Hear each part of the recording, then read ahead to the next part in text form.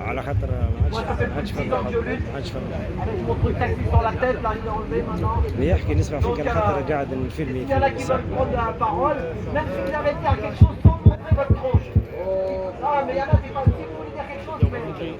اسمع تو نرجع كما خليني الفيلم. Si vous êtes là, c'est qu'il y a quelque chose qui ne va pas. Quand il y a le bruit de l'essence, mais il n'y a pas que les bruits de l'essence. Voilà, donc Fatih. Bon, personne ne veut parler, je vais prendre la parole pour vous rafraîchir un petit peu la mémoire.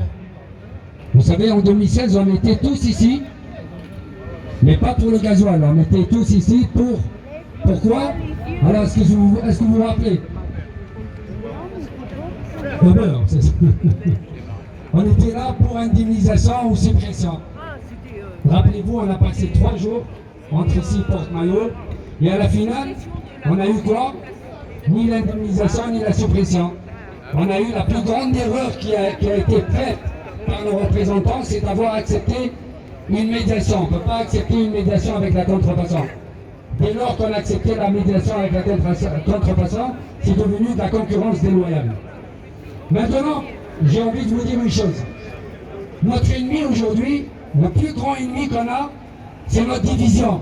Ah, voilà. C'est la division. Aujourd'hui, quand vous avez une fédération qui appelle, vous avez l'autre qui boycotte. Alors, open bar pour le gouvernement, il se régale. Diviser pour mieux régner. Et jusqu'à quand? Jusqu'à quand on va continuer comme ça à sortir centaines de pèlerins comme ça? Les autres, ils rigolent. Et ils ne sont pas nombreux, on les voit sur le réseau. Au lieu de soutenir, qu'est-ce qu'on fait? On rigole sur nous-mêmes. Est-ce qu'on va continuer à cautionner ça? Pour l'entendre mieux. Ah, vous Ouais, c'est bon. tout ça. On écoute, oui, mais à un moment donné, c'est insupportable. Ça fait 22 ans que je suis taxi. J'ai milité, j'ai rencontré même notre président ici à Bercy en 2015.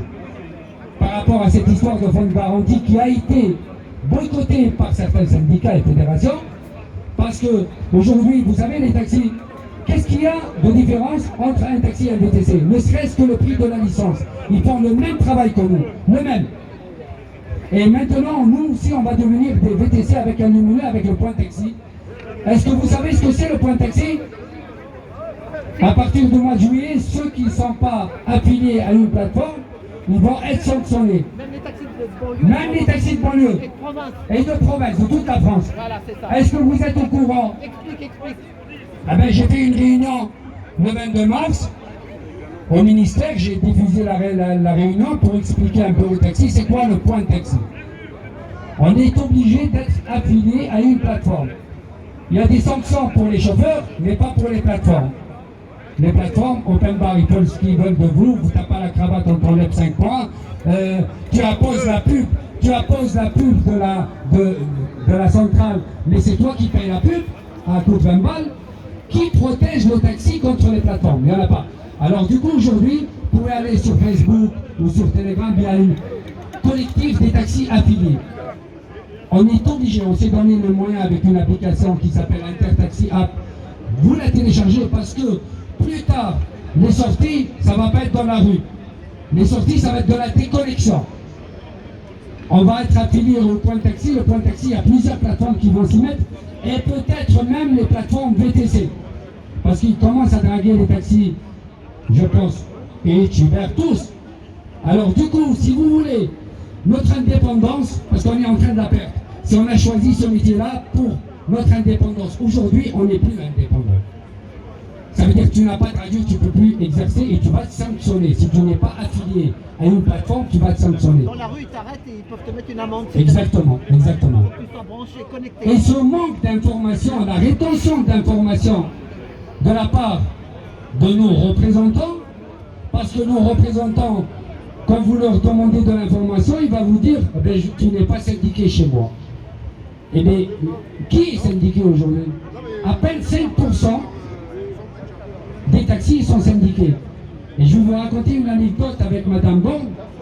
À un moment donné, une des fédérations, elle parlait, elle leur a dit, écoutez, vous les taxis, vous n'êtes même pas 5% syndiqués. Ceux qui ne sont pas syndiqués, elle m'a dit, c'est moi qui les représente. C'est le gouvernement. Alors si on continue comme ça, le gouvernement il nous a imposé une open data. Pourquoi il ne nous impose pas une open data syndicale? que tous ces syndicats se mettent ensemble et qu'ils se concertent avec les affiliés ou avec, même si quelqu'un n'est pas syndiqué, on doit avoir la possibilité de voter. On doit se concerter. On ne peut pas les laisser signer tout et n'importe quoi. Et à la finale, nous, on n'est même pas au courant. Quand je parlais, je voulais faire une réunion récemment à Orly pour les taxis. J'ai convié les syndicats pour qu'ils viennent, ils informent les taxis concernant le point taxi. Ben, ils ne sont pas venus. Et en plus, ils ont boycotté cette réunion. Et c'est pas normal. Jusqu'à quand vous allez continuer comme ça?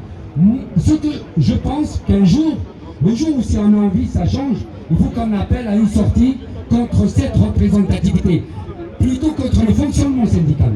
Je ne suis pas anti-syndicat, il faut qu'il y ait des syndicats. Mais le fonctionnement, il n'est pas bon. On ne peut pas aller dans un ministère, et ça m'est arrivé à Bercy, à l'histoire du forfait, on avait des syndicats qui sont pour et les autres qui sont contre. Je suis chauffeur de taxi parisien, Patrigal, je suis porte-parole aussi des taxis affiliés, on vient de monter. Et je suis impliqué, j'ai toujours été dans des réunions, même sans casquette syndicale, et 22 ans de taxi. Et j'ai rencontré même M. Macron ici, j'ai mené la médiation entre les syndicats de taxi et le cabinet Macron à l'époque. J'ai fait la CFDT, j'ai fait la CGT, j'ai fait la UMT, et du coup, à un moment donné, si je paye une adhésion pour qu'on ne m'écoute pas, je n'en ai pas besoin. Voilà. Quand on paye une adhésion, on doit se concerter avec les affiliés et respecter la voix de la majorité. Ce que vous dites, vous n'êtes pas à Paris. Vive la taxi. Je parle de ce que je sais. Oui, je parle de ce que je sais. D'accord. Maintenant, regardez, vous venez de dire, à Paris, ils ne sont pas syndiqués, et pourquoi ne pas, aujourd'hui, Ils sont syndiqués soit à la FNAC, le taxi parisien, soit chez l'UMT, soit chez Rousselet, oui, la FETI, oui. l'UNIT qui n'est même pas L'UNIT. représentatif. Oui, mais l'UNIT, il n'est pas représentatif, mais c'est lui qui fait la pluie et le beau temps, aujourd'hui, malheureusement. Et d'ailleurs, c'est pour ça qu'on a mis les prochaines, moi je vous dis, les prochaines manifestations, ça va être du numérique, ça va être de la déconnexion via ces plateformes. Parce qu'aujourd'hui, les plateformes de mise en relation, ils se sont, excusez-moi, ils se sont accaparés notre clientèle que nous, on a donné. Vous ne pouvez pas dire que les syndicats les mettent tous dans le même vocal, Oui. et dire que les syndicats ne concertent pas la base. Ce qui n'est pas le cas de la FNDT, monsieur. Elle a été créée justement, et on travaille, et beaucoup sont de la FNDT aujourd'hui, on travaille avec la base. Et c'est un truc collaboratif. Ce n'est pas les décisions prises par les connards, le président de la FNAC, de l'UNIT, de l'UNT, Je suis tout à fait d'accord. Mais quand vous parlez, moi je parle en général. Je ne conçois pas cette Fédération nationale du taxi. D'accord. Bah aujourd'hui, c'est vous, mais les autres ils sont contre vous. Demain c'est les autres qui vont appeler et vous n'allez pas consommer. Ce qui nous arrive, c'est ça aujourd'hui. Cette division. Parce que dans le sang, on ne peut Oui, pas. mais attendez, les autres, mais attendez, ils touchent, oui, ils touchent, mais c'est mis à part ça qu'ils touchent. Mais aujourd'hui, cette division, elle apporte du tort aux chauffeurs. Aux chauffeurs, c'est pas à vous. Celui qui paye le prix aujourd'hui, c'est le chauffeur. Excusez-moi, vous avez quoi comme solution, vous? Vous avez quoi comme solution, vous? Moi, comme solution, ben, c'est simple. La représentativité, il donne une carte, il donne une voix.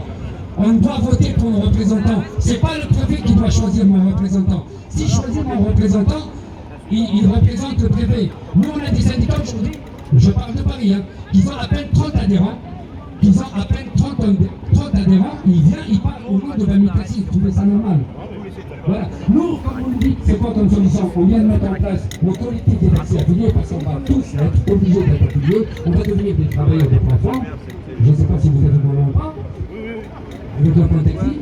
Bah, que tout le monde se met dans ce collectif, il n'y a pas de président et rien, et avec espoir que ce collectif, que ce collectif se transforme en syndicat national, et si aux membres de voter, on a l'obligation de donner la voix au chauffeur.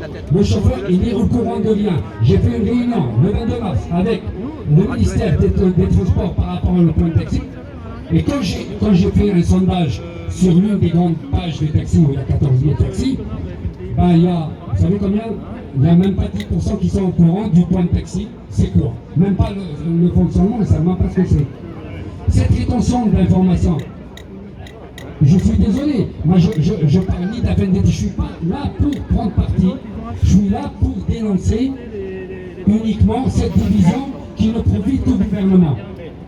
Puisque vous dénoncez en fait cette division, il y a un moment où il faut rassembler justement. Ok, on vit en démocratie. Moi souvent, effectivement je suis syndiqué depuis 22 ans que j'ai commencé le taxi. Souvent, voilà, j'ai entendu ton parcours, bravo. Tu as été dans plusieurs fédérations, plusieurs syndicats. Dans le 78, moi je suis rentré dans le syndicat au départ parce que justement la façon de faire du syndicat ne me plaisait pas. D'accord? Donc déjà, les gens, quand j'entends les gens, oui les syndicats, enfin honnêtement, les syndicats, je veux dire, c'est comme aujourd'hui la démocratie. Je veux dire, tu votes, aujourd'hui on va voter, il y a des gens qui votent pas. Des fois j'entends des gens, oui moi la politique ça m'intéresse pas, c'est tous les mêmes. Ok, bah tais-toi là. Tais-toi qu'on m'a trouvé qui est élu. Tais-toi qu'on les peine va passer. Tais-toi.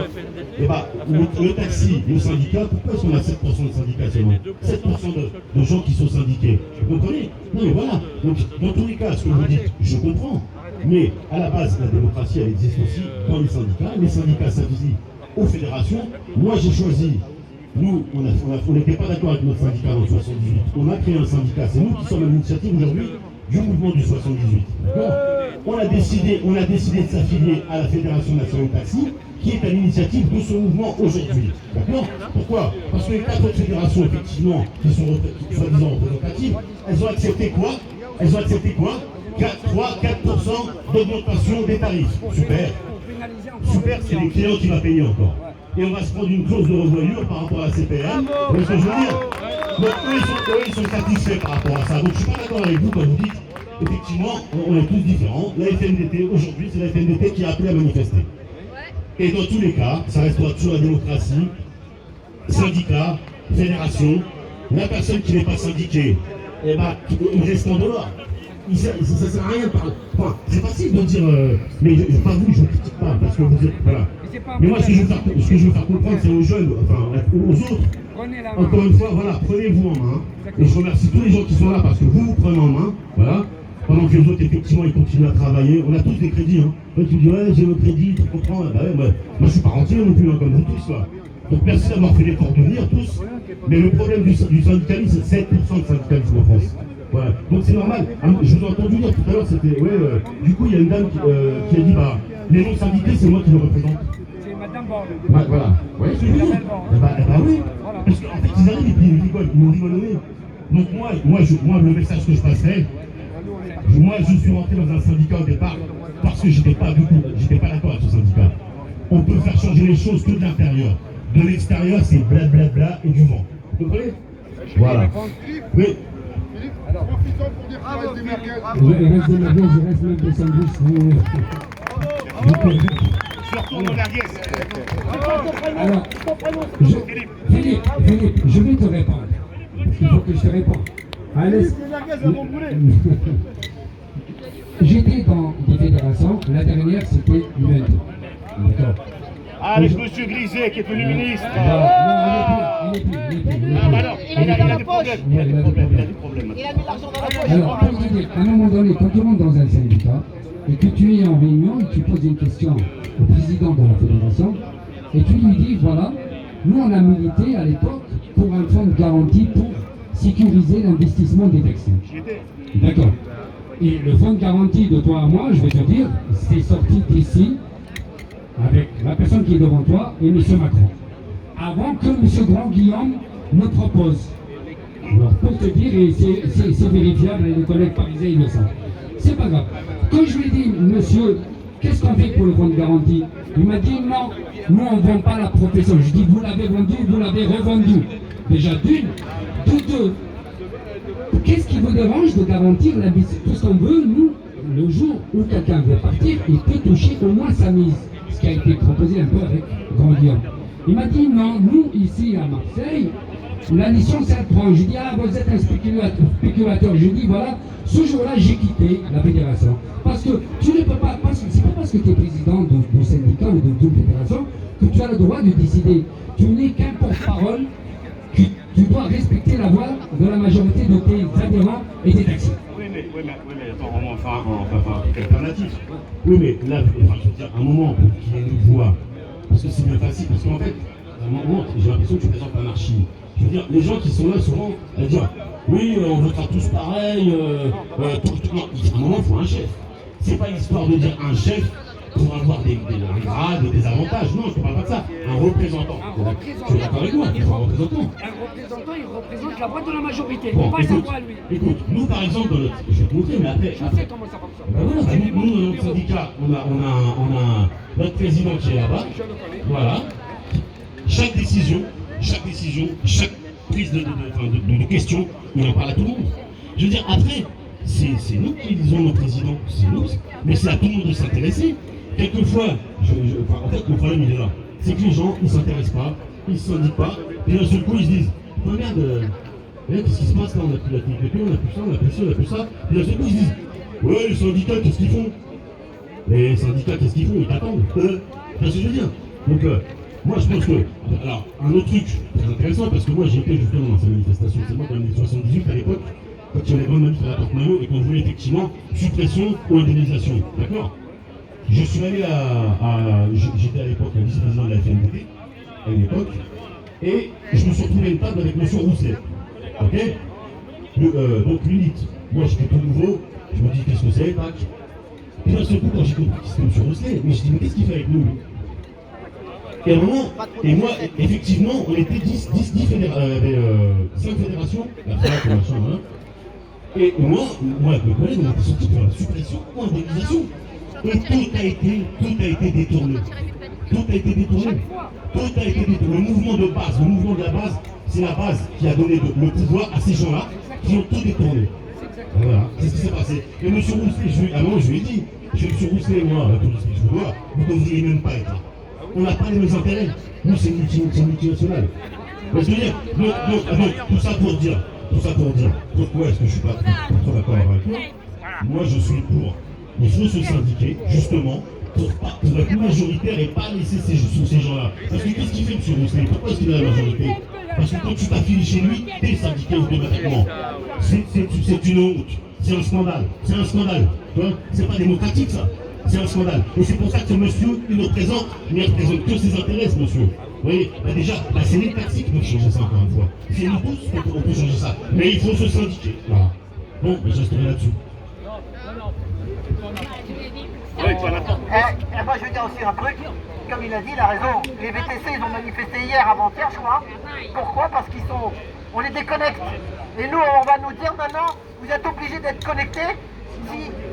Non, le pire de tout ça, c'est ça. Alors tu peux plus bosser, les flics ils vont te mettre une amende, c'est le flic qui va t'arrêter, qui va dire alors la connexion. Elle est belle la démocratie. Voilà, elle est belle la démocratie. Le gouvernement, il a pu mettre en place quelque chose pour le taxi qui s'appelle le plan taxi. Ça veut dire un taxi parisien, demain, il va déposer à Versailles, on ne peut plus lui donner de courses. Et je trouve que c'est normal, parce que c'est un métier réglementé.